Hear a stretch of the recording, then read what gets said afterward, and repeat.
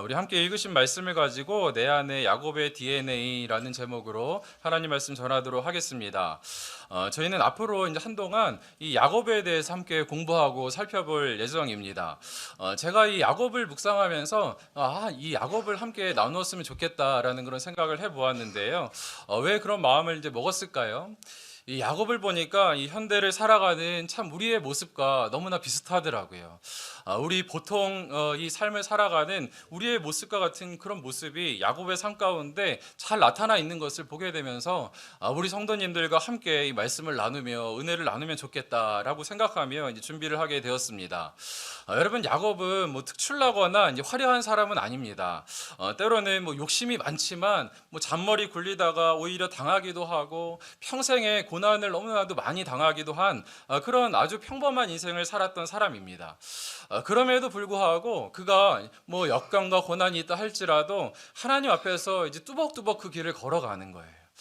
그래서 마지막에 정말 그 힘든 인생 가운데서도 이 믿음의 족장의 이름에 그 이름을 올려놓는 그런 아름다운 반열 가운데서는 훌륭한 인생을 마무리하는 그런 사람이 이제 야곱인 것입니다.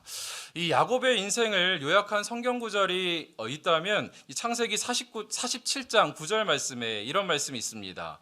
야곱이 바로에게 아뢰되 내 나그네 길의 세월이 130년이니이다. 내 나이가 얼마 못 되니 우리 조상의 나그네 길의 연조에 미치지 못하나 험악한 세월을 보내었나이다 하고, 이 바로가 이 요셉의 아버지 야곱을 이제 보게 되는데 인사를 이게 시키잖아요. 얼굴이 아마 이제 좀 보기에 많이 상했었나 봐요. 예. 저도 요즘엔 나이보다 많이 보시는 분들이 좀 있으신데 아마 야곱도 야곱도 그 인생 가운데 좀 고생을 많이 했던 것 같습니다. 그래서 얼마나 이게 나이가 드셨길래 이 얼굴이 좀 그러십니까? 그런 의도로 물어본 것 같습니다.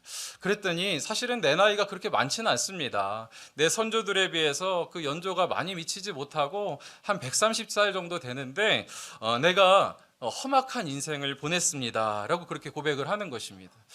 이 야곱의 인생은 우리가 잘 아는 것처럼 뭐 너무나 힘든 그런 삶들이 많이 있었죠. 때때마다 자기의 뜻대로 되지 아니하고 열심으로 살았지만 그 결과가 뭐 자기의 뜻대로 되지 않는 것의 연속이었습니다. 그러나 이 야곱에게서는 굉장히 사람 냄새가 납니다. 이 한 여인을 사랑하는 그런 수뇌부의 모습도 있고요. 하나님 앞에 늘 쓰러지지만 그럼에도 하나님의 은혜를 날마다 붙잡을 수 있는 그런 믿음의 사람이었습니다. 하나님께서는 이 야곱을 너무나 기쁘게 보셨어요. 그리고 그의 인격을 다듬어 가시고 성숙해 가시면서 나중에는 어떻습니까? 이 많은 사람을 축복할 수 있는 그런 사람으로 세워주셨고, 그 인생의 마지막은 그가 그토록 원하는 그의 이 고향에 가서 안식하게 되는 그런 아름다운 인생으로 하나님께서 마무리하게 해주셨다라는 것입니다. 여러분, 창세기 47장 29절 30절 말씀에 이렇게 이제 마지막으로 야곱의 인생이 마무리가 되지요. 이스라엘이 죽은 날이 가까움에 그의 아들 요셉을 불러 그에게 이르되 이제 내가 내게 은혜를 입었거든 청하노니 내 손을 내 허벅지 아래에 넣고 인애와 성실함으로 내게 행하여 애굽의 나를 장사하지 아니하도록 하라. 내가 조상들과 함께 눕거든 너는 나를 애굽에서 메어다가 조상의 묘지에 장사하라. 요셉이 이르되 내가 아버지의 말씀대로 행하리이다. 아멘. 여러분, 우리의 삶과 인생도 그 마지막에는 정말 하나님께서 애쓰고 수고하였다, 평안히 안식하여라, 하나님의 그 음성을 듣는 그런 복된 삶 되시기를 간절히 원합니다. 여러분, 저는 이 야곱을 이제 먼저 공부하면서 이 김기현 목사님이라는 분이 책을 쓰셨어요. 그분이 쓴 책 제목이 내 안에 야곱 DNA라는 그런 책을 썼습니다. 이 책의 제목이 참 제 마음 가운데 와닿더라고요. 야곱을 보면 볼수록 그 속에 있는 모습이 제 마음과 또 제 모습과 비슷하다라는 그런 생각을 많이 하게 되었습니다. 이 책에서 이제 저자는 이렇게 서문에서 이야기를 합니다. 영혼의 DNA가 있다면 내 영혼의 DNA는 야곱과 같을 것입니다. 영적 DNA의 이중 나서는 영적 갈망과 육적 욕망이라는 두 개의 가닥이 베베 꼬인 사슬 모양이 틀림없습니다. 그리고 이중 이중 나선을 한 발자국 뒤로 물러서서 전체를 볼라치면 결국 축복이라는 한 가닥입니다. 어떻습니까? 이 모든 사람들에게, 이 성도들에게 바라는 것이 있다면 하나님의 은혜의 축복을 바라는 것이 우리의 또 마음이고, 그런가 하면은 어떻습니까? 이런 육적인 욕망도 포기하지 못하는 것이 이 성도의 모습이다라는 것입니다. 그런데 하나님께서는 이 두 가지를 아름답게 사용하여 주시고 우리를 날마다 성화시켜 주셔서 이 마지막에는 아름다운 축복의 자리로 이끌어 주신다라는 것입니다. 여러분, 저와 여러분께서 이제 한참 동안 우리가 이 야곱을 보면서 이 야곱의 연약한 가운데 우리의 또 연약함을 보기를 바라고요. 그런가 하면은 그 인생을 이끌어 가시는 그 하나님의 정말 아름다운 역사. 우리는 한 치 앞을 못 보고 그냥 한 걸음 걸어가지만 그 인생을 통전적으로 보시고 역사하시는 그 하나님을 믿고 신뢰하는 그런 시간들이 되시기를 간절히 원합니다. 여러분, 오늘 우리는 그 야곱 이제 첫 번째 시간을 통하여서 이제 그의 탄생과 이제 성장 이야기를 좀 보려고 합니다. 이 야곱은 그 출발이 그 아버지의 기도로부터 이제 시작이 되었습니다. 그의 아버지는 이제 누구지요? 예, 맞습니다. 이삭입니다. 이 이삭이 아브라함의 아들 이삭이 결혼을 하였는데 이제 아기가 잘 생기지 않는 거예요. 그래서 이제 하나님 앞에 기도하기 시작하는 것입니다. 뭐 옆에서 그의 형 이스마엘은 뭐 애를 너무너무 많이 낳고 잘 낳아서 이제 아들이 12명이나 되는데 하나님께서 약속하신 자기의 태를 통하여서 한 민족을 이루게 하시고 민족을 축복하신다라고 그렇게 약속을 주셨는데 자기에게는 이 자손이 없는 것입니다. 그런 때에 이 이삭은 이 놀라운 것은 무엇이었냐면 이 이삭은 그 가운데서도 마음이 동요하지 않습니다. 그 가운데서 하나님 앞에서 안정감을 누리고 오히려 기도의 자리로 나아가는 것입니다. 그것도 짧은 기간이 아니고 20년 동안이나 이제 하나님 앞에 기도를 하거든요. 어떻게 이 이삭이 하나님 앞에 정말 하나님 1년 기도하고 1년, 2년 기도하고 기도했는데도 이루어지지 않으면 이 포기하는 것이 이제 사람의 마음인데 어떻게 이렇게 오랜 기간 동안 하나님 앞에 나아가서 기도할 수 있었을까요? 그것은 이 이삭이 그 하나님의 그 인도하심, 하나님의 예비하심을 경험한 적이 있기 때문에 그렇습니다. 언제 경험을 했습니까? 이 모리아 산에서 자신이 이 제물로 바쳐지는 그 상황에서 하나님께서 예비하신 제물을 준비하여 주셨고 자신의 목숨을 살려주신 그 사건을 경험하였고 그래서 그곳에서 여호와 일의 하나님을 찬양하였기 때문에 이 이삭은 반드시 하나님을 의지하고 반드시 하나님 신뢰하면서 나아가면 마지막엔 하나님께서 나에게 좋은 것을 주신다라는 그런 믿음이 있었던 사람이 바로 이삭이었던 것입니다. 여러분, 창세기 22장 14절 말씀에 아브라함이 그 땅 이름을 여호와 이레라 하였으므로 오늘날까지 사람들이 이르기를 여호와의 산에서 준비되리라 하더라. 아멘. 여러분, 이 이삭은 하나님을 믿는 그 신뢰가 너무나 강력했기 때문에 이 삶의 속도보다는 방향이 더 중요한 사람이었습니다. 내가 하나님에게만 내 방향이 고정되어 있다면, 나의 중심이 하나님에게만 붙잡혀 있다면 하나님께서 반드시 내 삶 가운데 은혜를 주신다라는 그런 믿음이 있었던 것입니다. 여러분, 속도도 중요하지만 방향이 더 중요한 줄 믿으시기를 바랍니다. 우리에게 정말 뭐 빨리 가는 것도 중요하지만 그것보다 훨씬 더 중요한 것은 빨리 가지 않아도 좋습니다. 그러나 우리가 정말 하나님 앞에 붙잡혀 있고 그분으로부터 출발해서 그분께서 주실 아름다운 은혜를 그 약속을 바라보고 나가는 인생이라고 한다면 하나님께서 이 이삭처럼 반드시 아름답게 그 삶 가운데 역사하여 주실 줄 믿습니다. 여러분, 이 이삭은 그 아브라함의 이 믿음을 보았잖아요. 그래서 믿음의 2세대입니다. 사실 믿음의 1세대는 너무나 어렵잖아요. 하나님의 약속을 붙잡고 나아갔었던 그의 아버지 아브라함은 때로는 좌충우돌하면서 넘어질 때도 있었지만 이 이삭은 그 아버지의 모습을 보면서 이 신앙을 이어갔기 때문에 좀 더 안정적인 그런 신앙생활을 할 수 있었습니다. 저는 오늘 그래서 우리 사랑하는 귀한 아기들한테 이 유아 세례를 베풀면서 너무나 이 아이들이 복되다 그런 생각을 하게 되는 것입니다. 왜 그렇습니까? 다른 것보다도 믿음의 가정에서 태어났기 때문에 그런 것입니다.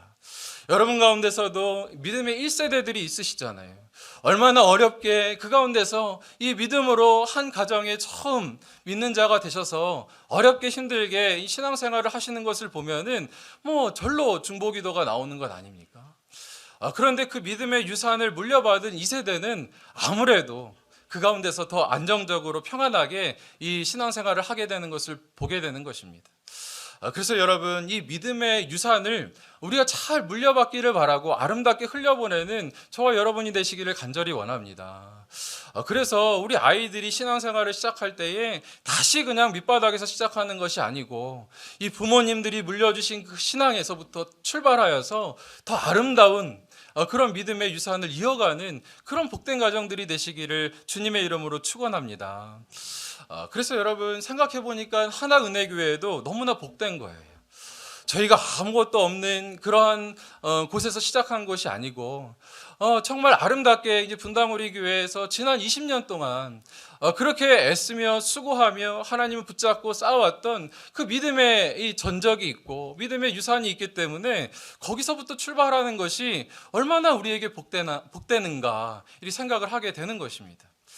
그래서 제가 어떤 때는 이제 좀 분당우리 교회 그만 얘기해야겠다 라는 생각을 할 때가 있지만 그럼에도 우리에게 참 얼마나 이 지금까지 이렇게 알려주시고 인도하여 주시고 선하게 그 길을 걸어주신 것이 얼마나 감사하고 우리가 아무것도 없는 상태에서 뭘 해야 되나 방황하지 아니하고 먼저 그 간 걸음걸음을 우리가 따라갈 수 있다는 것이 우리에게 얼마나 감사한지 우리는 거기에다가 덧붙여서 아름다운 또 이 믿음의 아름다운 것들을 더 많이 세워서 또 그 다음 세대에게 흘려주는 그런 복된 교회 되기를 간절히 원합니다. 여러분, 이렇게 이 이삭이 물려받은 신앙을 신뢰하면서 20년 동안이나 기도하였는데 하나님께서 마침내 그 기도를 응답하여 주셨습니다. 그리고 그 아내 리브가에게 임신을 시켜주셨는데 쌍둥이를 임신시켜 주신 거예요. 한꺼번에. 너무나 대단하죠. 쌍둥이 낳아보신 분들은 너무나 힘드시다라고 말씀을 하시는데 너무나 복된 일이 일어난 것입니다. 그런데 그렇게 기다리던 아이가 이제 뱃속에 잉태가 되었는데 좀 뭔가 이상한 것입니다. 이제 어떤 일이 일어난 것입니까? 그 태 속에서 이 아이들이 너무 싸우는 거예요. 그 원어의 뜻을 살펴보면 거의 피 터지게 싸웠다라는 그런 뜻이 있다라고 합니다. 창세기 25장 23절 말씀을 보니까 여호와께서 그에게 이르시되 두 국민이 내 태중에 있구나. 두 민족이 내 복중에서부터 나누이리라. 이 족속이 저 족속보다 강하겠고 큰 자가 어린 자를 섬기리라 하셨더라. 이 싸우는 복중의 이 아이들을 보면서 너무나 괴로워서 하나님 앞에 기도했더니 하나님께서는 이상한 말씀을 주시는 것입니다. 이 아이들이 서로 다투고 나눌 것인데 그 가운데서 오히려 큰 자가 어린 자를 섬길 것이다 말씀하고 있는 것입니다. 이 리브가는 이 말씀을 마음에 담았습니다. 그리고 이 아이를 이제 때가 되어서 출산을 하게 되는데 이 아이들이 낳고 보니까 정말 둘이 너무 다른 거예요. 창세기 25장 25절부터 26절 말씀을 보니까 이런 말씀이 있죠. 먼저 나온 자는 붉고 전신이 털옷 같아서 이름을 에서라 하였고 후에 나온 아우는 손으로 에서의 발꿈치를 잡았으므로 그 이름을 야곱이라 하였으며 리브가가 그들을 낳을 때에 이삭이 60세였더라. 아멘. 시작할 때부터 어떻습니까? 이 둘이 경쟁하면서 나오는 그런 인생을 맞이하게 된 것입니다. 이 둘이 나올 때부터 이렇게 다른 모습으로 나왔는데 커가면서도 이 둘의 성향이 너무나 다른 것입니다. 형은 막 들판으로 뛰어다니기 좋아하고 기골이 장대하고 너무나 아마 멋진 그런 사나이의 모습이었던 것 같습니다. 그런가 하면은 둘째 야곱은 어떻습니까? 오히려 조용하고 차분하고 장막에 머물기를 좋아하는 사람이 이 야곱이었던 것입니다. 어느덧 두 사람이 이제 장성하게 되었는데 어느 날 이 둘의 인생 가운데 운명을 가르는 그런 아주 중요한 사건이 일어나게 된 것입니다. 오늘 우리가 함께 읽은 이 팥죽 사건이 일어난 것이죠. 여러분 주일학교를 다니신 분들은 이 사건을 잘 알고 계시지 않습니까? 어떤 사건입니까? 이 형 에서가 들판에서 열심히 사냥을 하고 돌아왔는데 너무나 허기진 상태에서 돌아오게 된 것이죠. 그때 이 야곱이 그 형에게 뭐라고 이야기합니까? 내가 이 팥죽을 줄 테니까 당신의 장자권을 나에게 주십시오. 나에게 팔라라고 그렇게 이야기를 하는 것입니다. 여러분, 그 이야기를 듣고 이 에서가 우리가 잘 아는 것처럼 어때요? 그 장자권을 그냥 그 동생에게 팥죽 한 그릇에 팔아버리는 아주 어처구니 없는 그런 상황이 벌어지게 된 것입니다.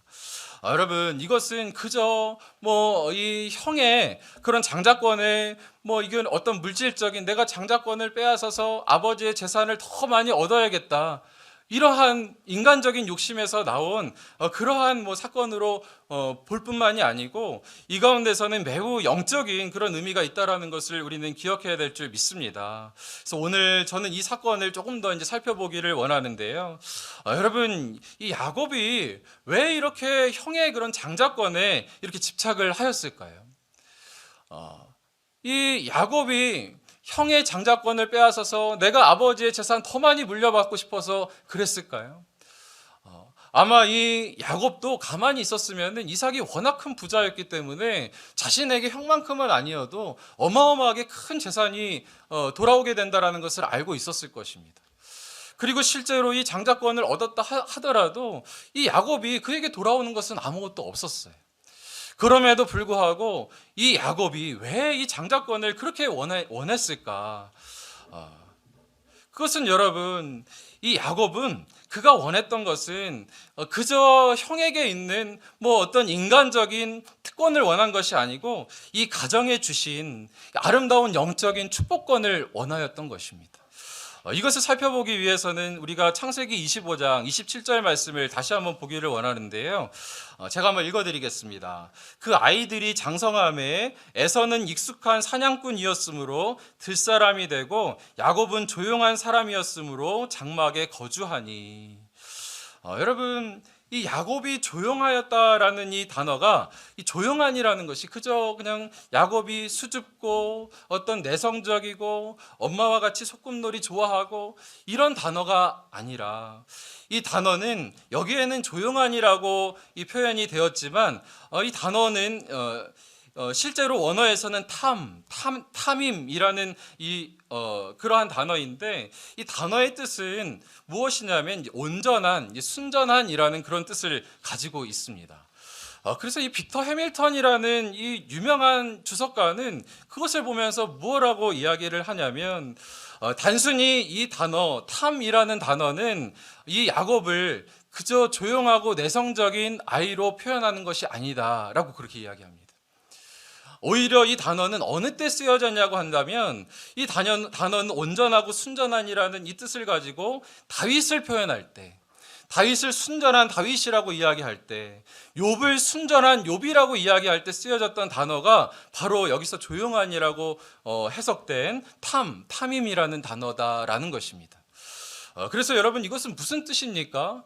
야곱은 그저 장막에 머물면서 내성적으로 조용하게 있었던 그런 사람이 아니고 하나님 나라를 꿈꾸고 하나님 앞에 매우 경건하였던 하나님의 사람이었다라는 것을 말씀해주고 있는 것입니다. 그래서 여러분, 이 야곱이라는 사람이 정말 원했던 것은 무엇입니까? 그가 하나님 앞에서 정말 원했던 것은 하나님께서 이 가문 가운데 허락하신 너희 가정을 통하여서 민족을 풍성하게 하고 만민족에게 복을 주겠다라고 하신 이 놀라운 축복권을 계승하기를 원하였던 것입니다. 그래서 하나님 앞에 이 야곱이 수단은 서툴지만 하나님께서 주시는 이 축복권을 너무나 귀하게 여기고 그것을 하나님 나를 통하여서 이루십시오 라고 하는 하나님 나라의 열정을 가지고 나아갔던 것이 바로 이 야곱이었던 것입니다. 여러분, 이 야곱이 왜 이렇게 이 가족에게 주신 이 장자권, 축복권을 그렇게 소중하게 더 내가 가져야겠다라고 생각을 했을까요? 형을 보니까 형이 그것을 이어갈 것 같지가 않은 거예요. 아브라함 그 할아버지로부터 이삭에게서부터 들은 것은 우리 가문에게는 하나님께서 복을 주셨는데 복의 근원으로 우리를 통하여서 하나님 나라를 이루시겠다라는 그런 약속을 주셨다라고 말씀하셨는데 형을 보니까 그것에 대해서 전혀 관심이 없는 것 같습니다. 그런데 어머니는 와서 뭐라고 하십니까? 사실 하나님께서 나에게 계시를 주셨는데 형이 아니고 너를 통하여서 하나님께서 일하실 거다라는 그런 약속의 말씀을 이 아들에게 들려주는 것입니다. 그래서 여러분, 이 야곱은 이 형을 통하여서 만약에 하나님의 이 뜻이 이루어지지 않는다면 어떡하나 라는 그런 생각을 가지고 나를 통하여서라도 하나님 일하십시오, 하나님 나라의 그런 열정을 가지고 소망을 가지고 나아갔던 것이 이 야곱이고요. 그래서 팥죽을 팔아서라도 그 축복권을 나에게 주십시오, 내가 하나님 나라의 그 영적인 계보를 이어가겠습니다 라고 했던 것이 이 바로 야곱이었던 것입니다. 여러분, 눈에 보이진 않지만 하나님께서 주신 이 아름다운 영적 자산을 소중하게 여겼던 이 야곱, 하나님께서는 그의 마음을 기뻐하셨던 것을 여러분 믿으시기를 바랍니다. 여러분, 이 에서는 어떻습니까? 이 성경에 보면은 그래서 이 수단은 그렇게 옳지 않다 하더라도 하나님께서는 이 야곱의 그 마음을 기뻐 받으세요. 그래서 성경에 보니까 이 야곱이 이 일을 통하여서 잘못되었다, 그가 잘못된 사람이었다라고 하는 것을 보기가 어렵습니다. 그런 이야기가 하나도 나오지 않습니다. 오히려 성경에서는 이 에서가 망령된 자다라고 그렇게 이야기를 합니다. 여러분, 히브리서 12장 16절 말씀 제가 한번 읽어드릴게요. 음행하는 자와 혹 한 그릇 음식을 위하여 장자의 명분을 판 에서와 같이 망령된 자가 없도록 살피라. 여러분, 에서가 특별히 잘못한 건 없잖아요. 배고파서 그냥 팥죽 한 그릇 달라고 해서 그거 먹었던 것인데 그것을 보고 하나님께서는 뭐라고 말씀하십니까? 오히려 망령된 자다라고 그렇게 평가하시는 것입니다. 망령된 자는 하나님이 없는 것처럼 행동하는 사람을 망령된 자라 그렇게 이야기하는 것입니다. 여러분, 이 에서가 왜 하나님의 축복권에 대해서 그렇게 관심이 없습니까? 눈에 보이지 않는 이 영적인 자산에 대해서 왜 이렇게 관심이 없습니까? 왜 그러냐면 뻔한 것이죠. 에서의 삶 가운데 현실적으로 풍성했기 때문에 그렇습니다. 아버지께서 나를 인정해 주시고 가는 데마다 사람들이 나를 인정하고 그 시대에는 뭐 이렇게 기골이 장대하고 체력이 좋고 나가서 사냥자라고 하면은 그것이 너무나 좋은 것 아닙니까? 이 현실에 안주하고 현실에 만족하다 보니까 진짜 하나님 나라의 것을 보지 못하는 그런 우를 범하였던 것입니다. 여러분, 우리도 그런 모습이 없지는 않습니까? 우리는 하나님 나라의 백성으로 하나님께서 이렇게 불러주셨는데 진짜 우리에게 하나님께서 우리에게 주시고자 하는 것은 무엇입니까? 이 현실의 축복보다도 하나님께서 우리에게 주실 영적인 유산들, 하나님 나라의 아름다운 이 일들, 그것을 주님께서는 우리에게 더 주기 원하시는 것을 믿으시기 바랍니다. 그런데 우리는 현실에 안주하고 내 삶 가운데 배부르고 내 삶 가운데 조금 부유하고 하면은 하나님 나라의 것에 관심이 별로 없는 거예요. 여러분, 이 에서는 뭐 자신의 삶 가운데 부족함이 없으니까 그래 뭐 가질려면 갖고 하나님 나라가 어떻게 되든 말든 나는 상관없다, 그런 모습으로 경거망동하는 것입니다. 여러분, 이 창세기 25장 34절 말씀을 보면은 에서가 하는 모습을 한번 보십시오. 야곱이 턱과 팥죽을 에서에게 주매 에서가 먹으며 마시고 일어나 갔으니 에서가 장자의 명분을 가볍게 여김이었더라. 장자의 명분, 하나님께서 주신 그 사명, 이 영적인 계보, 내 자녀에게 이 아름다운 영적인 계보를 물려주어야 하는 그런 사명을 맡은 장자로서 그것에는 전혀 관심이 없는 것입니다. 너무 이 에서의 모습을 보면은 어떻게 보면 재밌습니다. 그가 팥죽 먹는 모습을 어떻게 표현합니까? 단지 네 단어로 표현합니다. 먹으며 마시고 일어나 갔으니. 그냥 와가지고 그가 막 와가지고 내가 심히 피곤하고 굶어서 죽게 됐다라고 그렇게 이야기했었던 이 에서가 그냥 팥죽 한 그릇 먹고 마시며 일어나 갔으니, 잠깐의 그런 즐거움을 위하여서 하나님께서 주신 아름다운 이 놀라운 하나님 나라의 유산을 포기하였던 것이 바로 이 에서의 모습이다라는 것입니다. 여러분, 이 에서는 이 창세기 26장에서도 보면은 그렇게 축복받은, 가만히 있으면 하나님의 은혜를 받는 그런 장자였고 부족한 것이 없는 자였지만 얼마나 그가 경거망동하게 살았는지 나타나 있죠. 창세기 26장 34절 35절 말씀에 에서가 40세에 헷 족속 브에리의 딸 유딕과 헷 족속 엘론의 딸 바스맛을 아내로 맞이하였더니 그들이 이삭과 리브가의 마음에 근심이 되었더라. 그의 씨를 통하여서 하나님께서 한 민족을 이루신다라는 하나님의 약속에는 관심이 없습니다. 내 자손들을 거룩한 씨로 이루어야겠다라는 그런 사명과는 전혀 관심이 없는 그런 삶을 살아가게 되는 것입니다. 여러분, 우리가 정말 하나님께서 주실 하나님 나라와 미래에 대한 가치를 소중하게 붙잡지 않는다면 현재에서 굉장히 경거망동하게 살아갈 수 있는 것이 우리의 모습인 것을 예서를 보면서 깨닫기를 원합니다. 여러분, 미래의 가치를 보면은 굉장히 그 경거망동하게 행동할 때가 있잖아요. 제가 언젠가 보니까 여러분 잘 아시는 그 알래스카요. 미국이 1867년에 이 러시아에게서 알래스카를 샀잖아요. 이 어마어마하게 이 넓은 땅, 우리나라 면적의 5배나 되는 그 땅인데 그것을 그때에 얼마에 샀습니까? 720만 달러. 오늘날 돈으로 환산해도 우리나라 돈으로 한 2,300억 정도 되는 것이라고 합니다. 요즘에 강남 가면은 웬만한 뭐 발에 채이는 건물이 한 2,000억 정도 된다 하더라고요. 저는 잘 모르지만. 네. 여러분, 그 정도 건물 하나 값으로 이 알래스카를 이 미국이 사게 됐어요. 그 가치를 모르고 그냥 러시아가 팔아버렸는데 어떻습니까? 이 알래스카가 거기에 있는 이 어마어마한 천연 이 자원의 가치와 이 군사 유충지로서의 그 지역적인 어마어마한 가치는 이 돈으로 환산할 수 없는 것입니다. 여러분, 우리 삶 가운데서도 우리에게 하나님께서 주신 그 미래의 놀라운 유산을 볼 수 없는 이 영적인 눈이 없다면 오늘날 우리에게 주신 거 마음대로 그냥 현재의 것과 현재의 즐거움과 바꿔버릴 수밖에 없는 것이 우리의 연약함이다라는 것을 우리는 기억하시기를 간절히 원합니다. 여러분, 야곱은 좀 부족했지만 좀 자충우돌하고 또 그런가 하면은 좀 이 수단은 서툴렀지만 하나님 나라를 소중하게 여기는 그런 마음이 있었습니다. 어떻게 해서라도 그 축복관을 하나님 나에게 주십시오. 나를 통하여서 이 아름다운 영적인 계보가 이어가게 하십시오.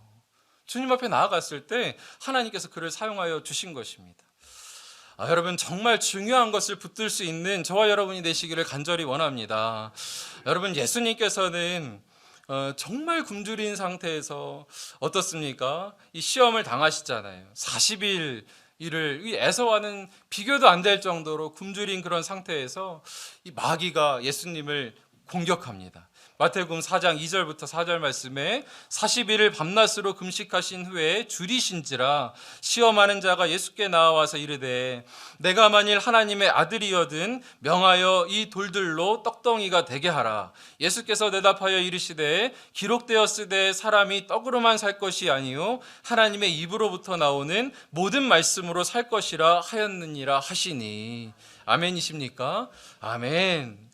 여러분, 이 에서는 정말 뭐 잠깐 배고픈 거 가지고 팥죽 하나면 만족할 수 있는 그런 허기를 가지고도 그렇게 자기에게 있는 큰 영적인 유산을 팔아버렸던 그런 모습이었다고 한다면 우리 예수님께서는 어떻습니까?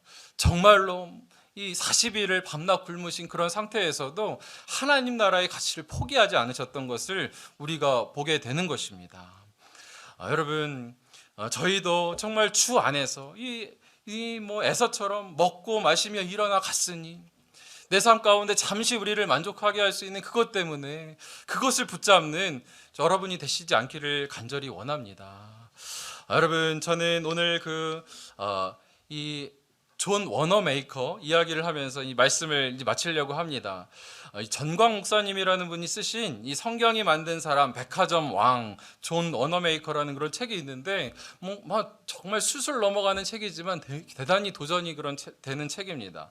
이 존 워너메이커는 여러분 한 번쯤은 들어보신 그런 이름 아닙니까? 이 필라델피아 출신의 백화점 왕, 어마어마하게 이 부자였던 이 존 워너메이커인데 원래는 굉장히 가난하고 그렇게 어려운 시절을 보냈던 이 자입니다.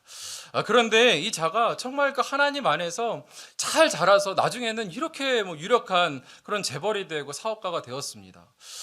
그런데 미국의 해리슨 대통령이 이 존 워너메이커에게 최신부 장관을 이제 요청합니다. 그에게 이 장관직을 제안을 하거든요.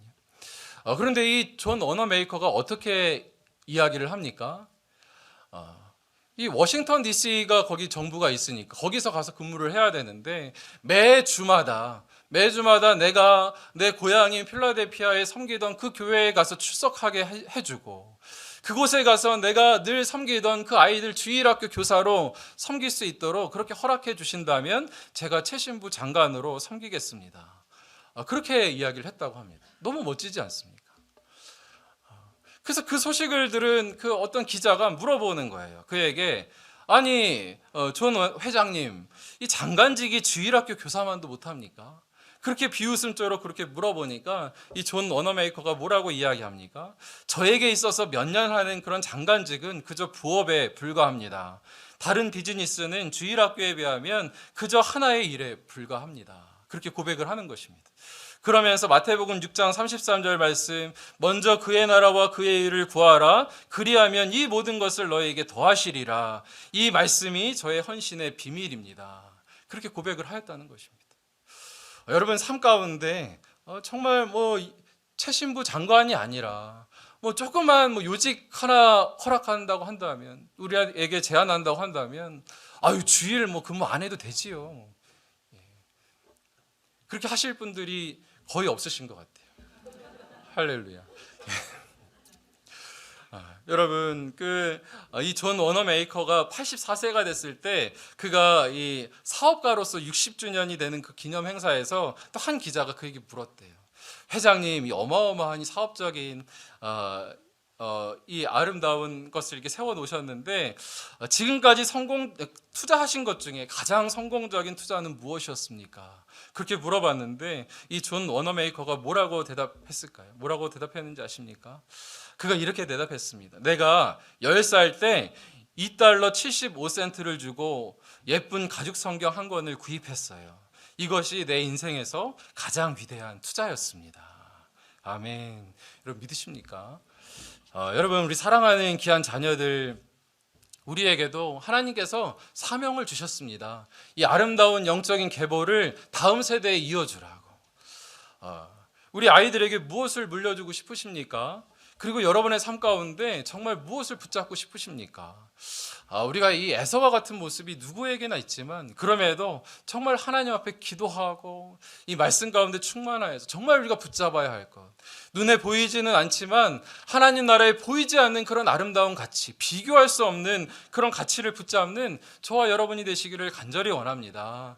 그때 하나님께서 여호와 일의 하나님의 때가 되면은 하나님께서 우리 삶 가운데 이런 것이었구나. 주님께서 놀라운 은혜로 함께해 주실 줄 믿습니다. 여러분 우리 이 시간에 같이 찬양하면서 나아가기를 원하는데요.